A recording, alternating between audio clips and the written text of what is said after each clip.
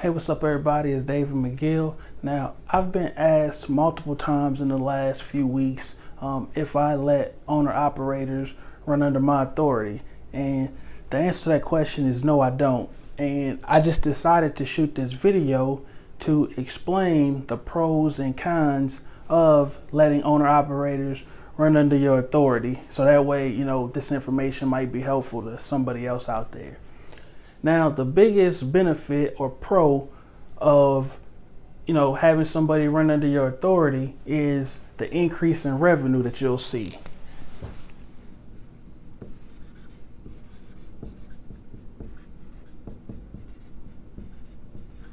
Now, that increase in revenue, that's due to the fact that you're charging a lease-on fee to the owner-operator under your authority. And those fees, I've seen them range anywhere from 10 all the way up to 35%, depending on what the carrier, what type of benefits and services the carrier offers to the owner operator. So the more owner operators you have under your authority, the more lease on fees you're charging, so the higher your revenue. So that's why one of the benefits is more money. Now, another benefit of having owner-operators run under your authority is you get to increase the size of your fleet without having to purchase trucks.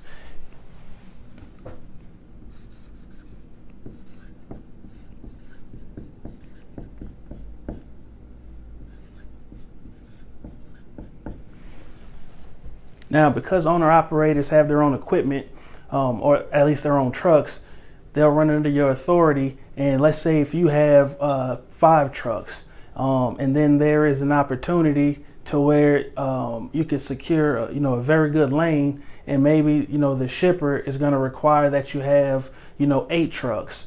Well, if you don't have the funds to go out and buy 8 trucks, what you can do is lease your authority out to 3 owner operators who have trucks but maybe need to secure more loads for themselves. So it's a win-win, because once you let them lease onto your authority, you now have the capability to walk in and say, hey, I have 8 trucks. Now, even though you own 5 and you lease 3, your fleet size is still 8. So you'd be able to go in and secure whatever lane it is that you'd be working on.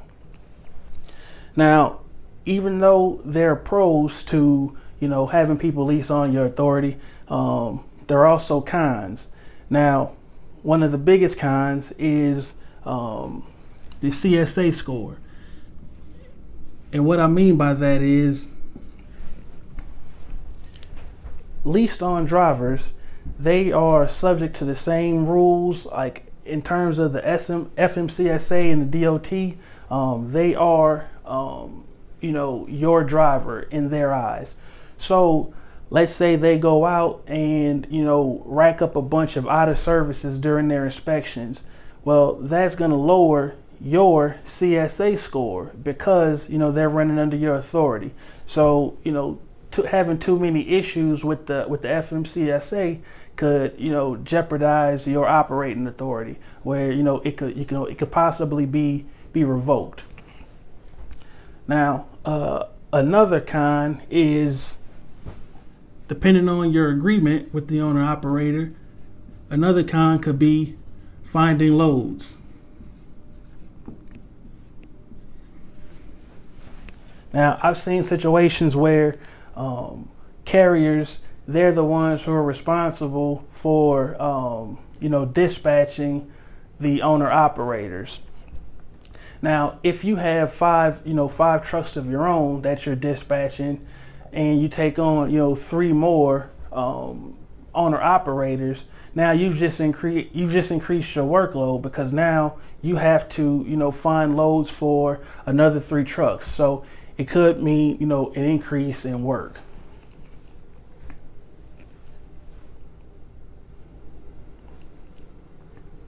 Another big con to having owner operators lease onto your authority is the insurance risk. So I'll call this insurance liability.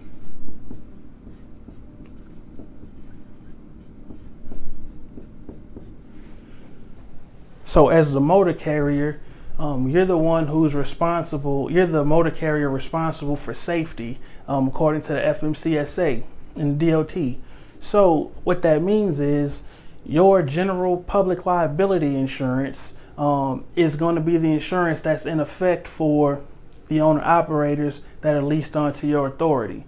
So what that means is if an owner operator goes out and gets in an accident in the truck, well, that's going to be reflected on your company's insurance. So even if none of your company drivers have ever had any issues, in your company trucks, if a leased on owner operator gets into an accident, that's going to negatively impact, your insurance. So, the price is going to go up on your insurance.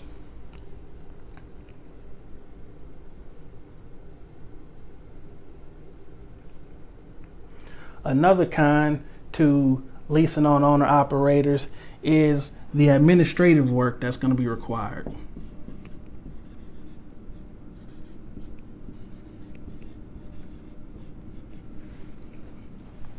Now, what I mean by admin work is any of the loads that owner operators are running under your authority, you're going to be the company that bills those loads, that invoices the customers, whether that be a broker or a direct shipper. Let's say that an owner operator, they run a load for $1,000. You're going to have to book that load. You're going to have to bill that load to the customer, receive the $1,000, and then from there, you'll pay the owner operator a settlement.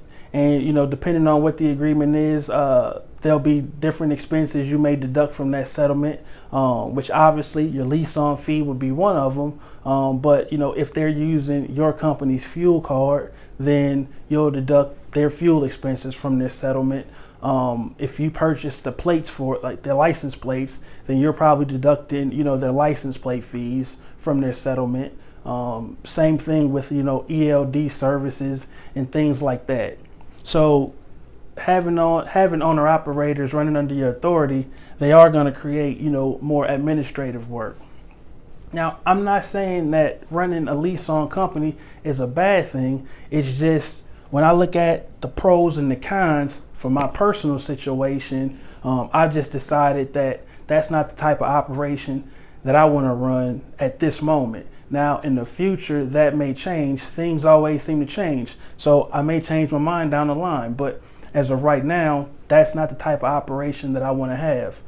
Now, if you're considering starting a lease on operation, just make sure that you understand the pros as well as the cons, with a decision like that. Hopefully this video was able to help any trucking business owners out there who are considering leasing on owner operators to their authority. If you found this information helpful, go ahead and give the video a thumbs up. If you have any questions, leave a comment below. And if you know somebody who this information could benefit, feel free to share this video with them.